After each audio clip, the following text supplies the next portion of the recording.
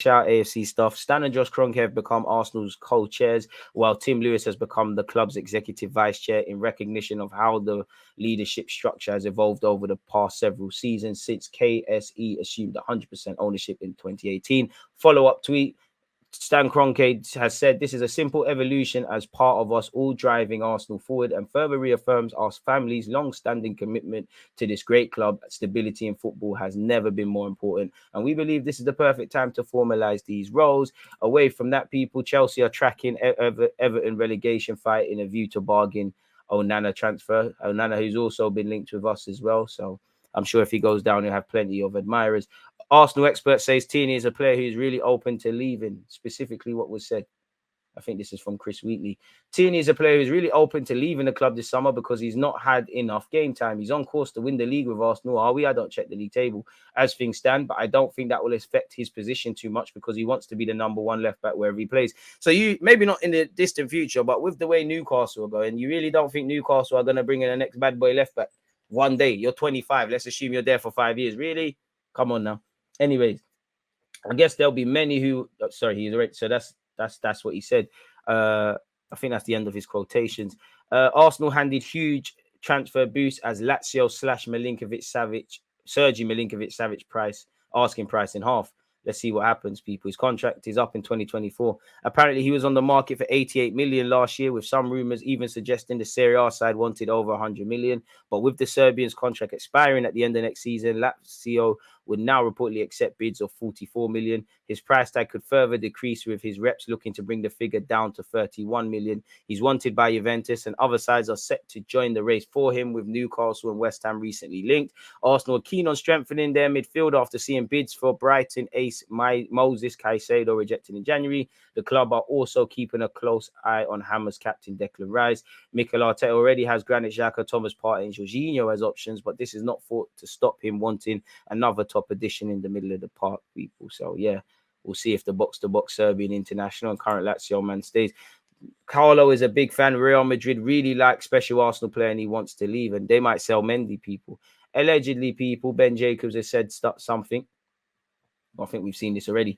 Tierney is possibly on the way out of Arsenal, and it will depend on the player and his appetite to fight for his place. Zinchenko has come in at Arsenal and has done fantastically. I'm sure if you ask Arteta, he'd love to keep Tierney and have that depth, but it's about the player and his desire for regular minutes. 40 million seems like a lot of money, but if you look at last season when Tierney was in good form, there was even links to Real Madrid, and Carlo Ancelotti is indeed a big fan. I think that's all he has said, people. So this slightly sensationalized headline isn't quite as wavy as what he's actually said there. So that's that really where the transfer news is concerned, people. Don't think there's anything else. We've covered every talking point there probably is.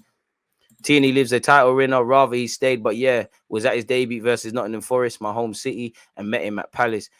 And I think it's what we said here. Okay, cheers. That's what I want to see. Big, higher up movements. That's what was stopping Arsenal years ago. And I think it's a bad move for Tierney. Sit down on the bench and rest your injury pro legs, bit harsh.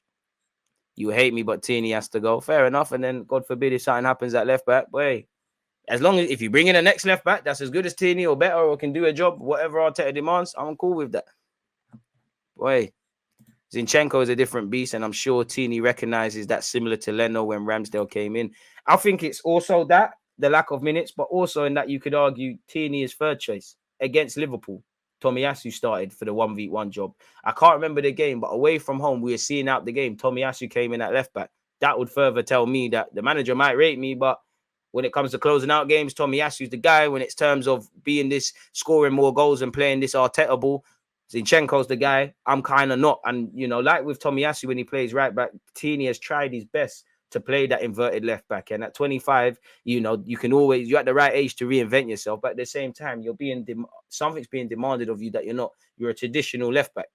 You probably are more likely to play like that at Newcastle. But within the next 5 or so years, Eddie Howe might be at Newcastle. He might not. There might be a next Spanish coach that says, you know what, I want an inverted fullback. So things can happen. They might bring in a next traditional left back that can fight for position. So Tierney doesn't strike me as someone scared of a fight, and it doesn't strike me that Arsenal are going to move him on unless he sits there and he says, I want to keep it moving.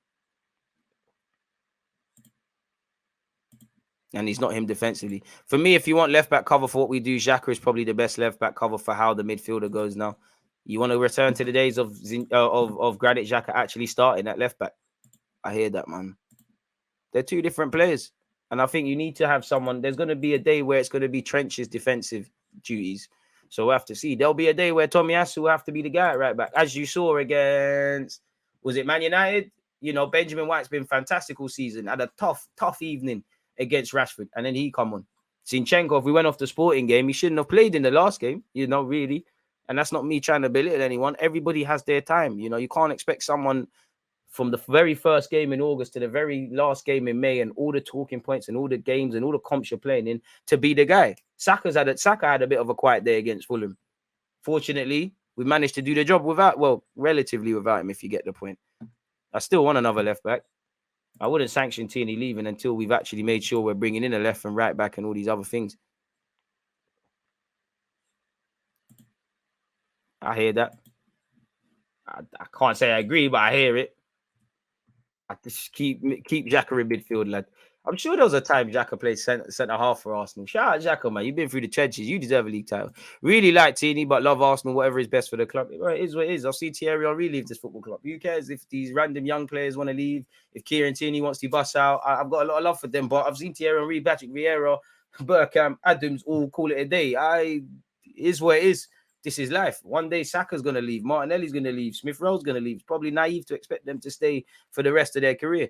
And at some point, even if they did stay to the rest of their career, Saka's in his early 20s. If he's in his late 30s, we might say, thank you for the service, but the game's left you. There's going to be the next Bukayo Saka that needs to come on the scene. This is the belly of the beast. This is what football is, essentially. So, yeah, man. It is what it is. But with that being said, people, we've been here for just over 90 minutes. I'm going to love and leave you lot. Just let me go and have a quick lunch. And then I'm back again at 2 p.m. with Matisse, people. As I said, if you haven't slapped the like button or turned on your notifications, make sure you're here. That's the first link being dropped. 7:50, we're watching Real Madrid-Liverpool together as well, people. Don't forget, tomorrow is obviously Sporting Lisbon versus Arsenal in the second leg. I'll be live an hour before kickoff for that. We kick off at 8. I'll be live at 7.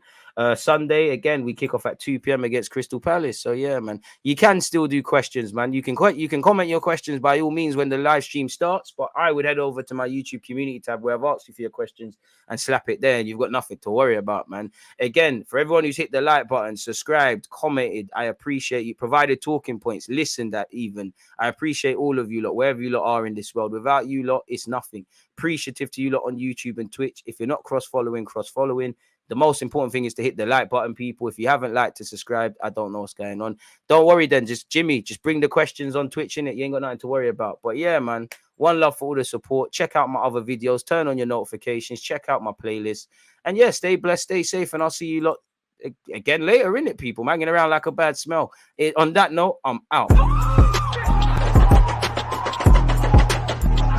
There's always just that active red light defenders. I think it's like